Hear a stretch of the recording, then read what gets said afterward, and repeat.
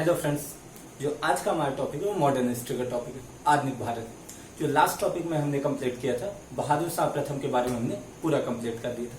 आज जो हमारा टॉपिक है, बहादुर शाह प्रथम के बाद जो उत्तराधिकारी हुआ था, जो उसका बेटा था जहांदार शाह, उसके बारे में डिस्कस करना है। तो यहाँ सबसे पहले हम ये देखेंगे कि बहादुर शाह प्रथम और जो बहादुर शाह प्रथम था,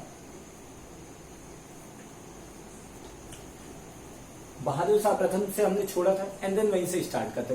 बहादुर शाह प्रथम के 4 पुत्र थे। पुत्र का 4 बेटे थे, जहांदार शाह,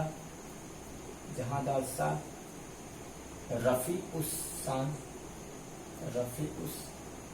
शान एंड अमीन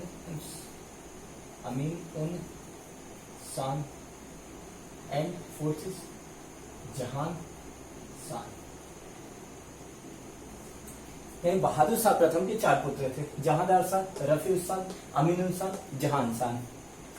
कोई एग्जाम में इंपॉर्टेंट नहीं है कि बहादुर शाह प्रथम के कितने पुत्र थे, उनके क्या नाम थे, ये इंपॉर्टेंट नहीं है। बट जब आप एक पूरी की पूरी पूरा जब आप हिस्ट्री डिस्कस करते हो तो आपको एक पूरी टाइमलाइन पता होनी चाहिए ना, तो आपको क्या एक डिस्कशन एक अच्छा बनता है। तो उस तरीके से हमने देखा कि बहादुर शाह प्रथम के 4 पुत्र थे।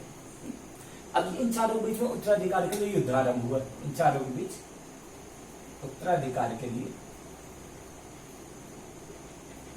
युद्ध आरंभ हुआ।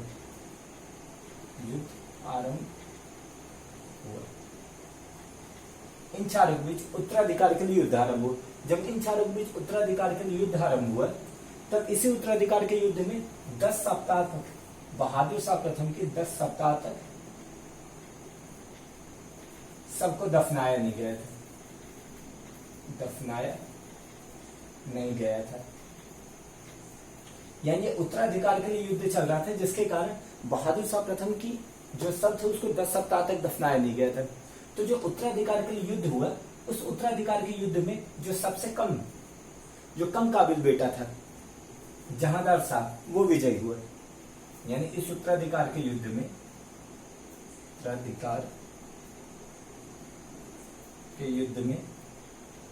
कम काबिल बेटा जहांदार शाह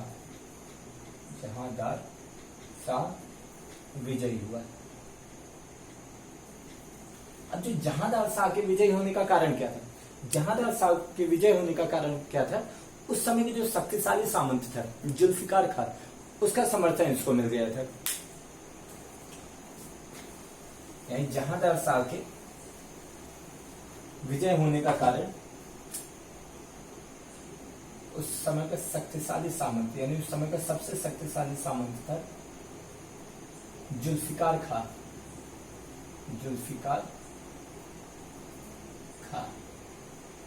जुल्फिकार खान इसके सहयोग से जहांदार शाह अगला मुगल शासक बना। अब जहांदार शाह के बारे में हम डिस्कस कर लेते। जहांदार शाह की अगर टाइमलाइन बताएं तो 1712 से 1713 तक, यानी सिर्फ 1 साल वो शासक बना था। तो उसके बारे में देख लेते कि 1 साल के शासन काल में उसने क्या क्या किया। यानी उसने क्या किया, क्योंकि उसके पूरी शक्ति किसके हाथ में थी? जुल्फिकार खां के हाथों में थी। नाम का वो शासक था, लेकिन पूरी पावर जुल्फिकार खां के हाथ में थी। तो जुल्फिकार खां के बारे में देख लेते हैं कि उसने 1 साल तक क्या किया। लेकिन शासक तो जहांदार शाह ही है। तो जहांदार शाह ये 1712 से 13 तक, यानी 1712 से 1730 तक जहांदार शाह 1712 से 1713 तक ये शासक था। अब जहांदार शाह के बारे में बात किया जाए तो ये कमजोर तथा पतित सहजादा था। यानी ये बहुत ज्यादा वीक था एक टाइप से। इसमें सद्व्यवहार, बड़प्पन तथा शिष्टाचार की कमी थी। ये जो था जहांदार शाह, ये कमजोर तथा पतित सहजादा था। कमजोर था तो पतित सहजादा था। इसमें सद्व्यवहार, बड़प्पन तथा शिष्टाचार की कमी थी। यानी जहांदार शाह में सद्व्यवहार, बड़प्पन तथा शिष्टाचार की कमी थी। इसके शासनकाल की बागडोर, इसके जो शासनकाल की बागडोर मेनली किसके हाथों में थी? कि जुल्फिकार खां के हाथ में थी। इसके शासन काल की में, इसके शासन काल में प्रशासन की बागडोर, प्रशासन की बागडोर जुल्फिकार खां, जुल्फिकार खां के हाथों में केंद्रित थी, हाथों में थी। यानी जो इसके शासनकाल में जो प्रशासन था, पूरा का पूरा एडमिनिस्ट्रेशन था, वो किसके हाथों में था? वो जुल्फिकार खां के हाथ में था, क्योंकि वो शक्तिशाली सामंत था। और इसने अपने आप को वकील नियुक्त किया, इसने अपने आप को वजीर बना दिया, वजीर बना दिया, वजीर बना दिया। अब जुल्फिकार खां जो थे, जुल्फिकार खां, इसका पिता था, इसका फादर था असद खां, असद खां। इसको वकील बना दिया गया, वकील बना दिया गया, यानी खुद वजीर बन गए और अपने पिता को वकील बना दिए। ये दोनों ईरानी अमीर थे, यानी ये ईरान से आए हुए थे, ये दोनों, जुल्फिकार खां और ये असद खां। इसके अलावा अगर इसमें डिस्कस करें,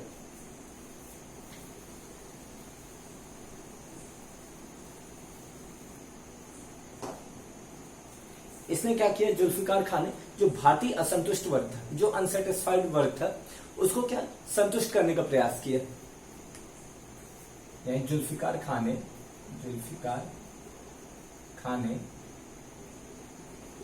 भारतीय असंतुष्ट वर्ग को, भारतीय असंतुष्ट वर्ग को संतुष्ट करने का प्रयास किया, संतुष्ट करने का प्रयास किया।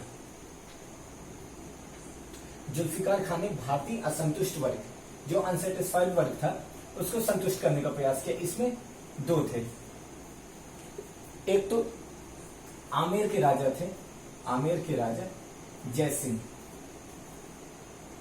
आमेर के राजा थे जयसिंह। अब जयसिंह को क्या कर दिया? जयसिंह को मालवा का सूबा दे दिया, जयसिंह को मालवा का सूबा दे दिया, तथा मिर्जा राजा की पदवी भी दे दी, मिर्जा राजा की पदवी भी दे दी। यानी आमेर के जो शासक थे जयसिंह को मालवा का सूबा दे दिया तथा मिर्जा राजा की पदवी दे दी। इसके अलावा एक मारवाड़ के शासक थे, मारवाड़ के शासक नाम था अजीत सिंह, अजीत सिंह। अजीत सिंह को क्या कर दिया? अजीत सिंह को महाराजा की पदवी दी और साथ में गुजरात का सूबा दे दिया। या जो अजीत सिंह थे उनको महाराजा की पदवी दी तथा गुजरात का सूबा दे दिया।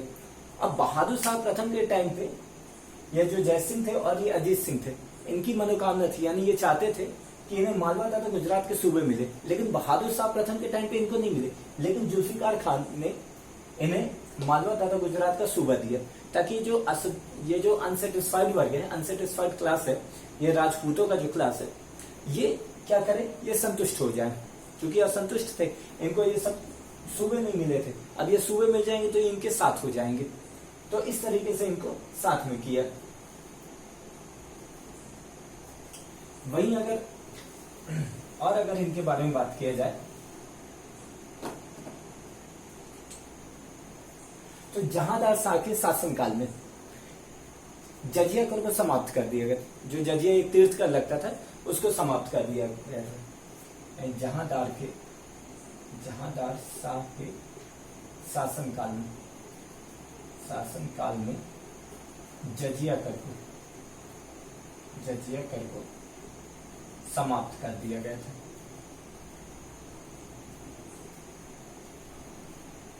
इसके अलावा बुंदेला सरदार थे। बुंदेला सरदार कौन था? छत्रसाल।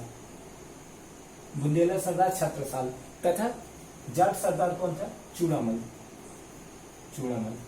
ये दोनों से जुल्फिकार खान ने दोस्ती कर ली। लेकिन जुल्फिकार खान की बात किया जाए, जो जहांदार शाह के शासनकाल में था, तो उसने केवल बंदा बहादुर और सिखों के प्रति दमन की नीति अपनाई, दमन की नीति अपनाई। यानी जो बंदा बहादुर सिखों के प्रति सिर्फ दमन की नीति अपनाई थी, यानी बंदा बहादुर और सिखों को सिर्फ इससे इसकी शत्रुता थी, यानी दुश्मनी थी, और बाकी सारों के साथ ये दोस्ती कर लिया था जुल्फिकार खां। और अगर जुल्फिकार खां के बारे में और डिस्कस करें, जुल्फिकार खां ने क्या किया था, या जुल्फिकार खां, जुल्फिकार खां ने, अब बहादुर शाह प्रथम के टाइम पे क्या हो रहा था, बहादुर शाह प्रथम के टाइम पे बहादुर शाह प्रथम क्या कर रहा था, बहुत ज्यादा जागीरें बांट रहा था, बहुत ज्यादा लोगों को पदोन्नति कर रहा था, यानी उनको बहुत ज्यादा प्रमोशन दे रहा था, जिसके कारण वित्तीय स्थिति खराब हो गई थी। यानी जो मुगल साम्राज्य था उसकी फाइनेंशियल कंडीशन खराब हो गई थी, वो फाइनेंशियल क्राइसिस में आ गया था। तो वित्तीय स्थिति को सुधारने के लिए, वित्तीय स्थिति को सुधारने के लिए जुल्फिकार खां ने जागीर देना बंद कर दिया। बोले कि भाई इसके बाद अब कोई जागीर नहीं दी जाएगी। तो वित्तीय स्थिति को सुधारने के लिए, वित्तीय स्थिति को सुधारने के लिए, या कि इसको बोल सकते हैं फाइनेंशियल क्राइसिस से निपटने के लिए, फाइनेंशियल क्राइसिस से निपटने के लिए यानी जागीरें देना बंद कर दिए, जागीरें देना बंद कर दिया, जो कि किसके टाइम पे दिया जाता था, बहादुर शाह प्रथम के टाइम पे दिया जाता था। तो जागीरें देना बंद कर दिया जुल्फिकार खां ने। अब जब जागीरें देना बंद कर दिया, लेकिन उसने एक गलत प्रवृत्ति को बढ़ावा दिया था जुल्फिकार खां ने। गलत प्रवृत्ति कौन सी थी, इजारा, यानी ये गलत प्रवृत्ति थी। इसके तहत किसानों का उत्पीड़न बढ़ा, किसानों का उत्पीड़न बढ़ा, यानी किसानों का उत्पीड़न बढ़ा था, यानी किसानों को ज्यादा प्रॉब्लम हुई थी। तो इस प्रवृत्ति को जुल्फिकार खां ने बढ़ावा दिया था। इसके अलावा और अगर इसमें बात किया जाए,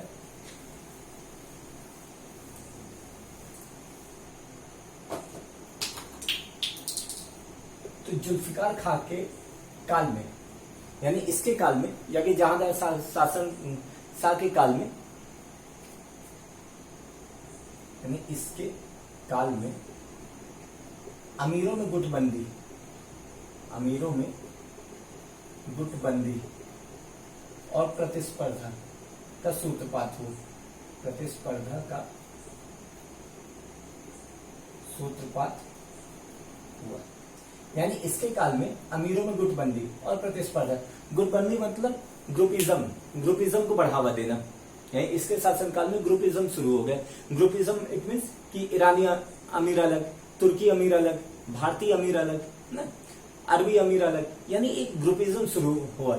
और प्रतिस्पर्धा, कॉम्पिटिटिवनेस भी बढ़ी। अब क्यों बढ़ी थी, क्योंकि जुल्फिकार खां क्या था, वजीर था, तो ये वजीर की शक्ति में वृद्धि करना चाहता था और अपने आप को शक्तिशाली बनाना चाहता था। वजीर की शक्ति में वृद्धि करके सम्राट जो था बहादुर, ये जो जहांदार शाह था, उससे भी ये बड़ा बनना चाहता था, यानी उसकी पूरी की पूरी पावर को अपने कंट्रोल में करना चाहता था। वैसे पूरी की पूरी पावर इसी के कंट्रोल में थी, लेकिन और भी ये अपनी पावर बढ़ाना चाहता था। अमीरों में गुटबंदी और प्रतिस्पर्धा का सूत्रपात हुआ, क्योंकि जुल्फिकार खां वजीर की शक्ति में वृद्धि करना चाहता था, वृद्धि करना चाहता था और शक्तिशाली बनना चाहता था, और शक्तिशाली बनना चाहता था। तो इसने क्या किया, सारे प्रशासनिक दायित्व, जितने भी एडमिनिस्ट्रेटिव जो रिस्पॉन्सिबिलिटीज थी, जो प्रशासनिक दायित्व थे, अपने नजदीकी रिश्तेदार, जो इसका करीबी रिश्तेदार था सुभग चंद्र के हाथों में दे दिया। तो इसने सारे प्रशासनिक दायित्व अपने नजदीकी रिश्तेदार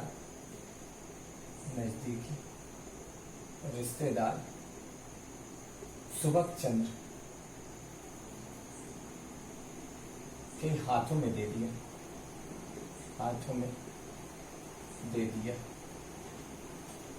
जब सुभाष चंद्र के हाथों में दे दिया तो इससे सभी त्रस्त हो गए, त्रस्त हो गए, इससे सभी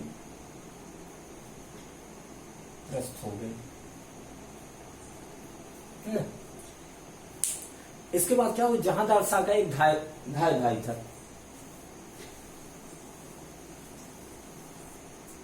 अब जहांदार शाह भी अपना जो भी अपनी शक्ति है उसको बढ़ाने के लिए कुछ करेंगे, तो जहांदार शाह ने अपने एक भाई था कोकलतास को नियुक्त किया, यानी उसे महत्वपूर्ण पद पर आसीन किया। और उसका काम क्या था, उसका काम ऐसा था, एक ऐसे संगठन का निर्माण करना था जिसका उद्देश्य क्या है, जो सम्राट की शक्तियों को सम्राट के हाथों में केंद्रित करना था। यानी जो भी सम्राट के पास पावर होनी चाहिए, जो भी सम्राट के पास पावर होती है वो सम्राट के हाथों में ही रहे, यानी बादशाह के पास जो भी पावर है वो बादशाह के ही हाथ में रहे, ना कि वजीर जुल्फिकार खां, ना कि जुल्फिकार खां के हाथों में जाए। तो जो जहांदार शाह का भाई कोकलतास, ये कोकलतास था, जहांदार शाह का भाई था। इसे महत्वपूर्ण पद पर आसीन किया।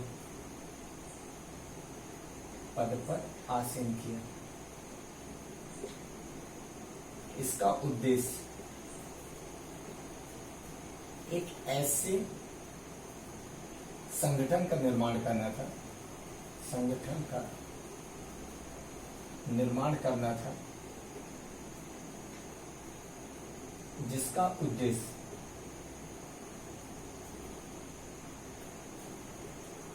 सम्राट की शक्तियों को सम्राट के हाथ में केंद्रित करना, सम्राट की शक्तियों सम्राट के हाथों में केंद्रित करना था,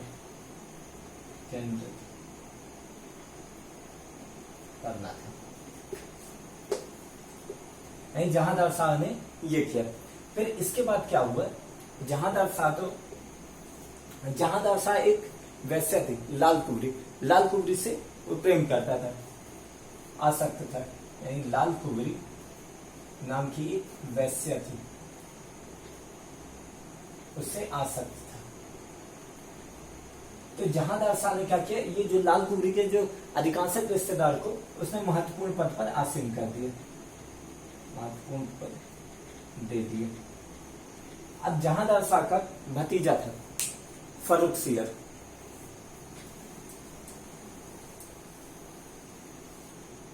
जहांदार शाह का क्या था, भतीजा था, जहांदार शाह का भतीजा था, क्या नाम था, फर्रुख सियर ने जहांदार को चुनौती दी। और कौन इसकी सहायता कर रहा था, इसकी सहायता कर रहे थे सैयद बंधु,